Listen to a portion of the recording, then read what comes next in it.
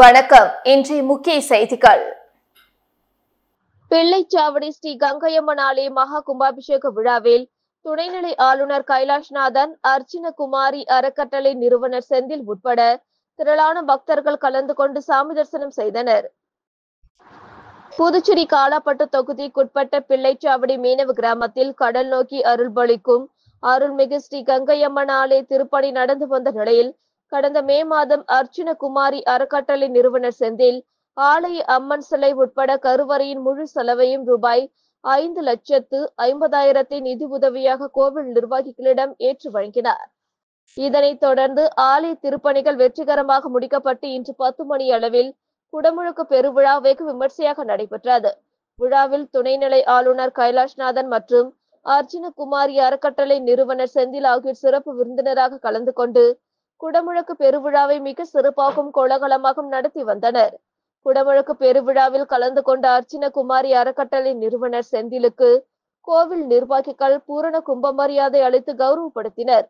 இந்த கும்பாபிஷேக விழாவில் பிள்ளைச்சாவடி, காலாப்பட்டு மற்றும் தமிழக பகுதிகளை சேர்ந்த ஆயிரக்கணக்கான பக்தர்கள் கலந்து கொண்டு சாமி தரிசனம் செய்தனர். புதுச்சேரி இந்திரா நகர் தொகுதிக்குட்பட்ட இடங்களில் 8,09,00,000 ரூபாய் செலவில் பாதாள சாக்கடை அமைக்கும் பணியினை முதலமைச்சர் ரங்கசாமி தொடங்கி வைத்தார். இந்திரா நகர் தொகுதிக்குட்பட்ட ஐயங்குட்டிப்பாளையம், முத்துநகர், கோவிந்தப்பேட்டை, NR ராஜு நகர், குருநகர், கல்கி நகர், தனக்கொடி நகர், தர்மபுரி ஆகிய பகுதிகளில் புதுச்சேரி அரசு கொறடாவும் இந்திரநகர் தொகுதி சட்டமன்ற உறுப்பினருமான ஆறுமுகம் என்கிற AKD முன்னிலையில் ரூபாய் 8,09,50,119 ரூபாய் மதிப்பில் பாதாள சாக்கடை அமைப்பதற்கான பூமி பூஜை நடைபெற்றது. இதில் சிறப்பு அழைப்பாளராக கலந்து கொண்ட முதலமைச்சர் ரங்கசாமி பூஜை செய்து பாதாள சாக்கடை அமைக்கும் பணியை தொடங்கி வைத்தார். இந்த நிகழ்ச்சியில் இந்திரா நகர் தொகுதி மக்கள், NR காங்கிரஸ் நிர்வாகிகள், தொண்டர்கள் ஆகியோர் கலந்து கொண்டனர். மாதகடிப்பட்டில் பிரபல ரவுடி ஜனா என்கிற ஜனார்த்தனனை திருபுவனை போலீசார் சுற்றி வளைத்து துப்பாக்கி முனையில் கைது செய்தனர். புதுச்சேரியில் குற்ற சம்பவங்களை தடுக்கவும் ரவுடிகளை கட்டுப்படுத்தவும் ஆபரேஷன் திரிசூலம் என்ற திட்டம் தொடங்கப்பட்டுள்ளது. அதன்படி புதுச்சேரி சீனியர் SP கலைவாணியின் உத்தரவின்படி மேற்கு பகுதி SP வம்சரெட்டி மேற்பார்வையில் Nettapakkam inspector Keerthivarman, Thirubuvanai police sub inspector Kathiresan தலைமையில் கமாண்டோ படையினர் மற்றும் கிரைம் போலீசார் அசோக், சத்தியமூர்த்தி அடங்கிய குழுவினர் களித்தீர்த்தால் குப்பம் சுடலை வீதியை சேர்ந்த பிரபல ரவுடி ஜனா என்கிற ஜனார்த்தனன் உட்பட திருபுவனை காவல் நிலைய எல்லைக்குட்பட்ட வரலாற்று குற்ற பதிவேடுகள் கொண்ட ரவுடிகளின் வீடுகளில் அதிரடி சோதனை மேற்கொண்டனர். இதில் பிரபல ரவுடி ஜனா திருபுவனையில் உள்ள தொழிற்சாலைகளில் உள்ள அதிகாரிகளை மிரட்டி பணம் பறிக்க திட்டமிட்டுள்ளதாக கிடைத்த தகவலின் பேரில் அவர் தற்காலிகமாக மறைந்து வாழும் மாதகடிப்பட்டு கோகுல் நகர் பகுதியை சுற்றி வளைத்தனர். போலீசாரை கண்டதும் 2வது மாடியில் ஏறி தப்பிக்க முயன்ற ஜனாவை போலீசார் சுற்றி வளைத்து துப்பாக்கி முனையில் கைது செய்தனர். அவரிடமிருந்து 3 வீச்செறிவாள், கூர்மையான கத்திகள் மற்றும் இரும்பு பைப்புகள், நாட்டு வெடிகுண்டு செய்ய வெடிமருந்து, ஆணி, கூழாங்கற்கள், சணல் ஆகியவை கொண்ட பையையும் போலீசார் கைப்பற்றினர்.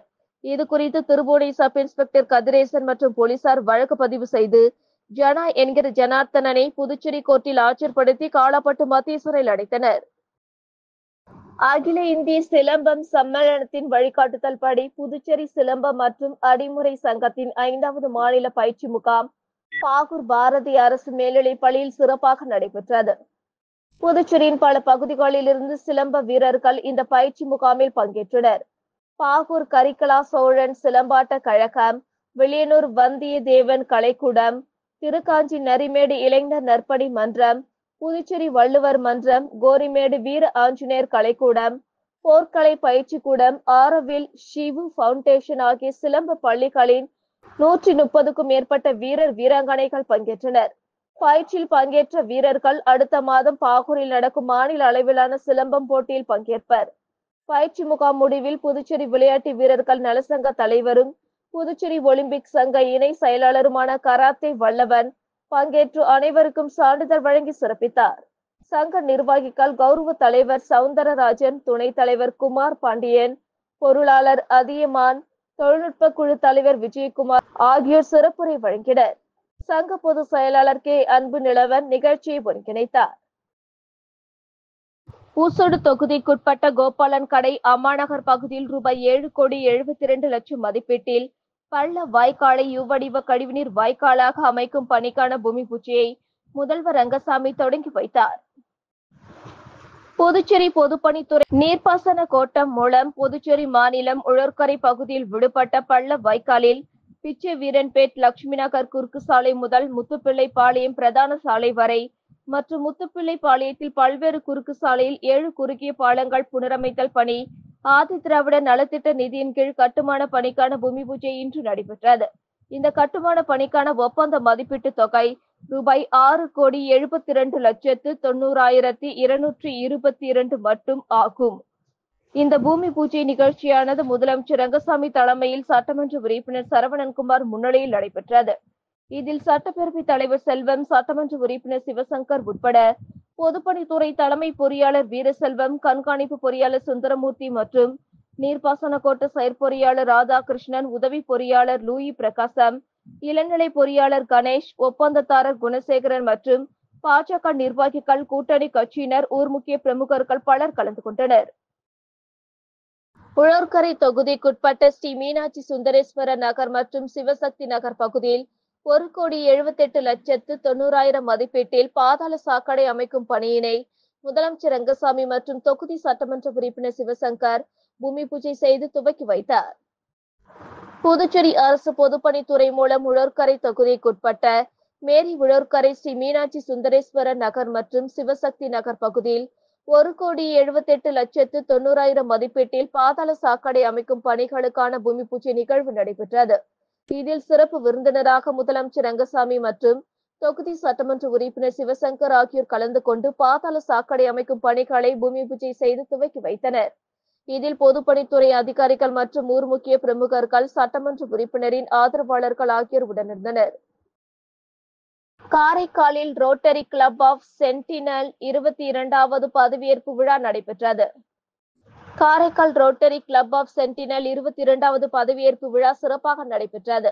இவ்விழாவில் சிறப்பு விருந்தினராக விநாயக மிஷன் மெடிக்கல் காலேஜ் முன்னாள் டீன் டாக்டர் குணசேகரன் மற்றும் கோவை மாவட்ட உதவி ஆளுநர் வில்லியம் ஜேம்ஸ் முன்னிலையில் 21வது சங்க தலைவர் கணேஷ் ராஜாராம் புதிதாக பொறுப்பேற்று இருக்கும் 22வது தலைவர் குணசேகரனுக்கு ரோட்டரியின் காலரை அணிவித்து பதவி ஏற்றுக்கொள்ள வைத்தார். சங்கத்திற்கு செயலாளராக கிருஷ்ணமூர்த்தி, பொருளாளராக கோபிநாத் மற்றும் சங்க உறுப்பினர்கள், முன்னாள் தலைவர்கள், முன்னாள் மாவட்ட உதவி ஆளுநர்கள், மூத்த உறுப்பினர்கள் பல்வேறு அமைப்பிலிருந்து வருகை தந்து சிறப்பித்தனர். இந்த நிகழ்ச்சியில் காரைக்கால் பாலிடெக்னிக் கல்லூரிக்கு Karaikal rotary club of sentinel சார்பாக கம்ப்யூட்டர் வழங்கப்பட்டது. 10 மற்றும் 12ஆம் வகுப்பில் மாவட்டத்தில் முதலிடம் பெற்ற மாணவிகளுக்கு பரிசுகள் வழங்கப்பட்டது. தேசிய அளவிலான கராத்தே போட்டியில் 2 பதக்கங்களை வென்றதை பாராட்டியும் மாணவர்களுக்கு கராத்தே கற்பித்து வருவதை ஊக்குவிக்கும் வகையில் கராத்தே மாஸ்டர் ஆஷிக் ரோட்டரி சங்கத்தால் கௌரவிக்கப்பட்டார். கலை மற்றும் விளையாட்டுத் துறையின் சாதனை படைத்தவர்களுக்கு விருதுகள் வழங்கப்பட்டது. பதவியேற்பு விழாவில் புதிய உறுப்பினராக சுப்பிரமணியன் ரோட்டரி சங்கத்தில் இணைந்தார். பணி நிரந்தரம், 7வது ஊதிய குழுவின் அடிப்படையில் நிலுவைத் தொகை வழங்கிட வேண்டும் உள்ளிட்ட பல்வேறு கோரிக்கைகளை புதுச்சேரி அரசு நிறைவேற்ற கோரி 100க்கும் மேற்பட்ட நகராட்சி மற்றும் கொம்யூன் பஞ்சாயத்து ஊழியர்கள் பேரணியாக தலைமை செயலகம் முற்றுகை செய்ய சென்ற நிலையில் போலீசார் அவர்களை தடுத்து நிறுத்தியதால் ஊழியர்கள் ஆர்ப்பாட்டத்தில் ஈடுபட்டனர். புதுச்சேரி நகராட்சி மற்றும் கொம்யூன் பஞ்சாயத்தில் 5000க்கும் மேற்பட்ட ஊழியர்கள் பணி செய்து வருகின்றனர். இவர்கள் பிறப்பு இறப்பு சான்றிதழ் வழங்குதல், குடிநீர், தெருவிளக்கு, சாலை பராமரிப்பு, தூய்மை பணி, வரி வசூல் செய்வது உள்ளிட்ட பணிகளை செய்து வருகின்றனர். இந்த நிலையில் நகராட்சி மற்றும் கொம்யூன் பஞ்சாயத்து ஊழியர்களுக்கு மத்திய அரசு அறிவித்த 7வது ஊதிய குழு பரிந்துரைப்படி நிலுவையில் உள்ள 33 மாதங்களுக்கான தொகையை வழங்க வேண்டும். ஓய்வு பெற்ற ஊழியர்களுக்கு அரசு நேரடியாக ஓய்வூதியம் மற்றும் நிலுவைத் தொகைகளை வழங்க வேண்டும். நீண்ட காலமாக பணியாற்றி வரும் தினக்கூலி ஊழியர்களை பணி நிரந்தரம் செய்ய வேண்டும் உள்ளிட்ட பல்வேறு கோரிக்கைகளை வலியுறுத்தி பல்வேறு கட்ட போராட்டத்தில் ஈடுபட்டு வந்த நிலையில் 100க்கும் மேற்பட்ட நகராட்சி மற்றும் கொம்யூன் பஞ்சாயத்து ஊழியர்கள் அண்ணா சிலையில் இருந்து புதுச்சேரி முக்கிய வீதிகள் வழியாக கையில் பதாகைகளுடன் தலைமை செயலகத்தை முற்றுகையிட பேரணியாக சென்றனர். அப்பொழுது போலீசார் அவர்களை ஆம்பூர் சாலை அருகே தடுப்புகள் அமைத்து தடுத்து நிறுத்தியதை அடுத்து ஊழியர்கள் ஆர்ப்பாட்டத்தில் ஈடுபட்டனர். தொடர்ந்து அவர்களின் கோரிக்கைகளை வலியுறுத்தி கோஷங்கள் எழுப்பினர். போலி ஆன்லைன் வர்த்தகத்தில் முதலீடு செய்து 2 பேர் ரூபாய் 7.72 லட்சம் மோசடி கும்பலிடம் இழந்துள்ளனர். வெளியூரை சேர்ந்த ஆண் நபரை தொடர்பு கொண்ட மர்ம நபர் ஆன்லைன் வர்த்தகத்தில் முதலீடு செய்வது தொடர்பான வாட்ஸ்அப் குரூப்பில் இணைத்துள்ளார். அதில் வர்த்தகத்தில் எவ்வாறு முதலீடு செய்வது என விளக்கம் அளிக்கப்பட்டுள்ளது.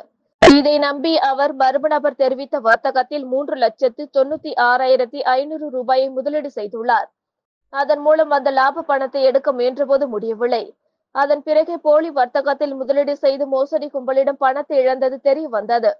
இதேபோல் வெளியூரை சேர்ந்த மற்றொரு ஆண் நபர் போலி ஆன்லைன் வர்த்தகத்தில் 3,76,350 ரூபாயை முதலீடு செய்து ஏமாற்றியுள்ளார்.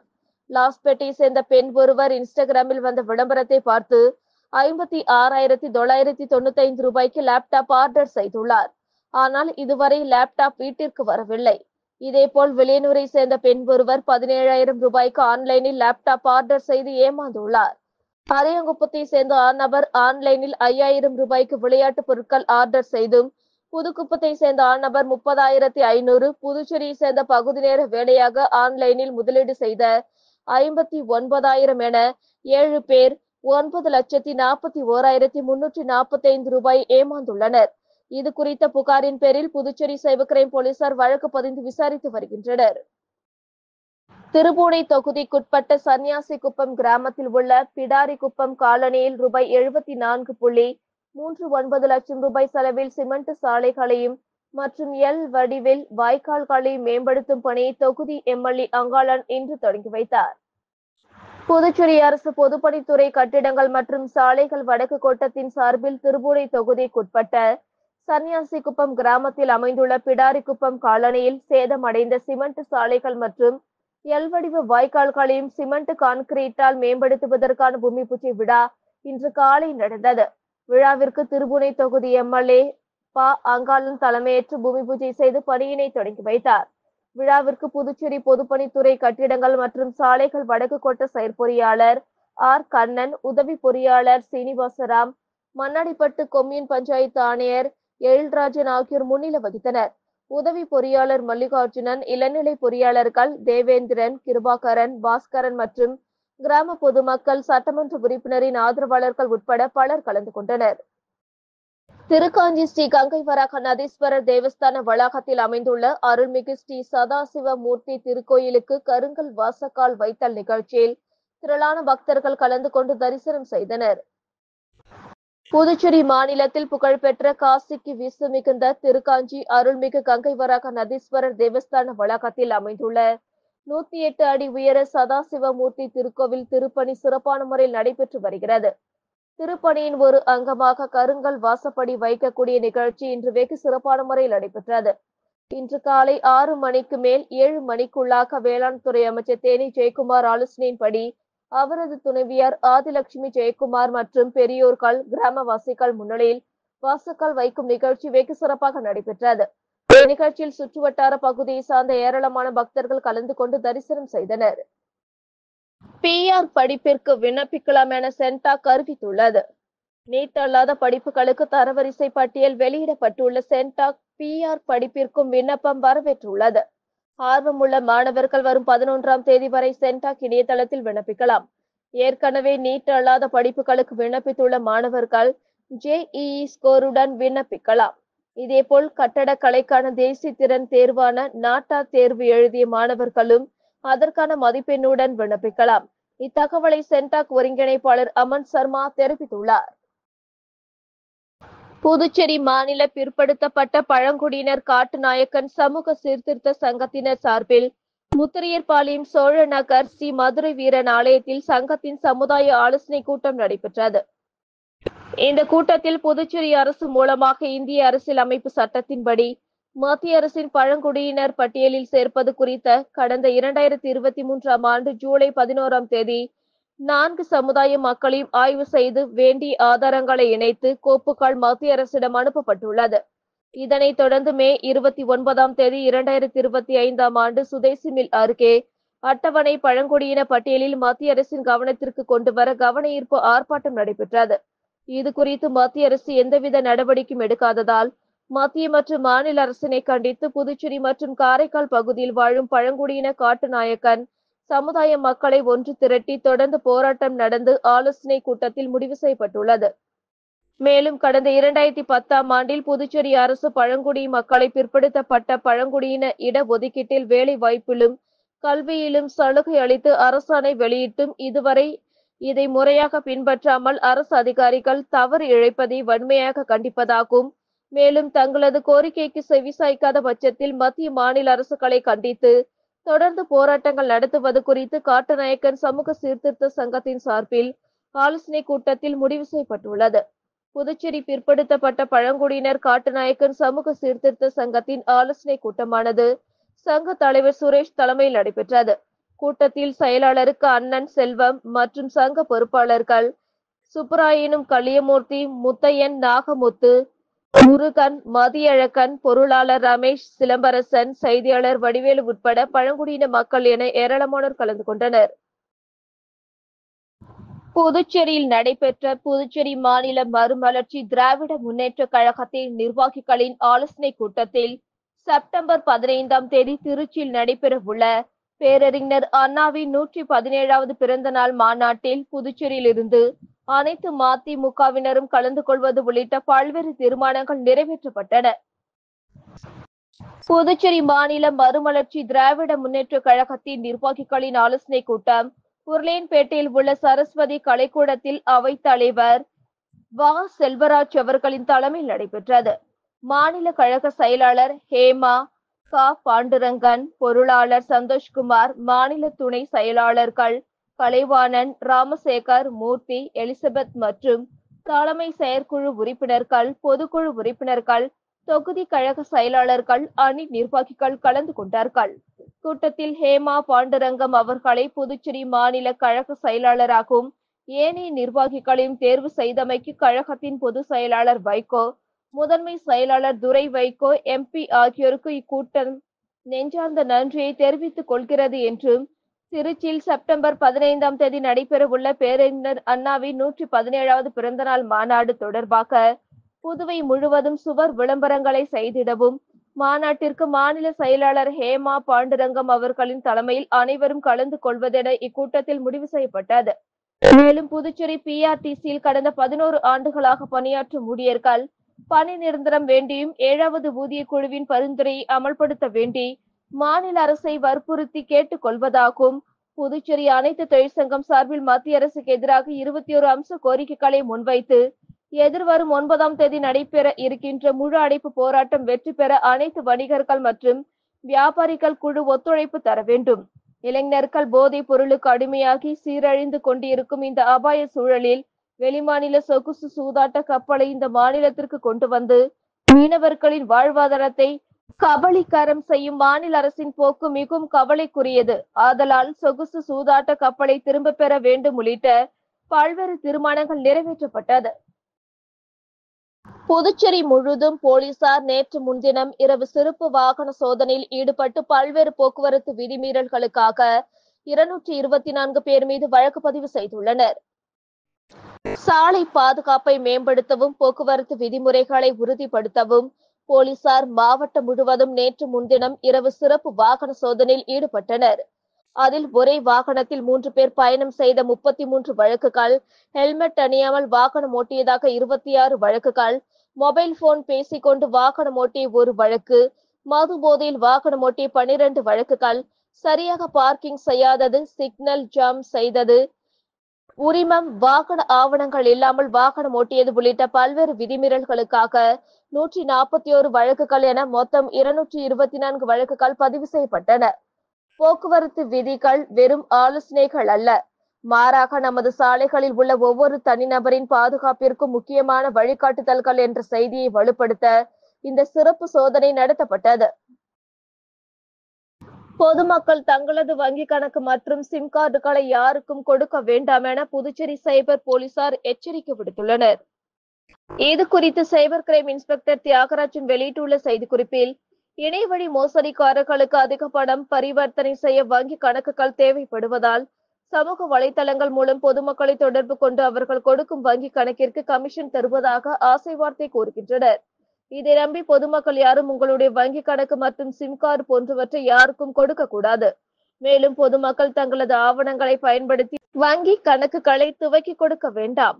உங்களுடைய வங்கி கணக்கில் வரும் பணத்திற்கு கமிஷன் தருகிறோம் என்று யாராவது கேட்டால் இதை நம்பி உங்களுடைய வங்கி கணக்கு மற்றும் சிம் கார்டை வழங்க வேண்டாம். அவ்வாறு பொதுமக்கள் கொடுக்கும் வங்கி கணக்கு மற்றும் சிம் கார்டுகள் ஆகியவற்றை பயன்படுத்தி சைபர் மோசடிக்காரர்கள் பல்வேறு மோசடிகளில் ஈடுபட்டு வருகின்றனர். இதனால் உங்களுடைய பெயரிலான வங்கி கணக்கு மற்றும் சிம் கார்டுகள் பயன்படுத்தப்படுவதால் மோசடியில் உங்களுக்கும் தொடர்புடையதாக கருதப்படும். அதன் அடிப்படையில் உங்கள் மீதும் சட்டப்படி கடுமையான நடவடிக்கை எடுக்கப்படும் என எச்சரிக்கை விடுக்கப்பட்டுள்ளது. இத்துடன் செய்திகள் நிறைவடைந்தன. வணக்கம்.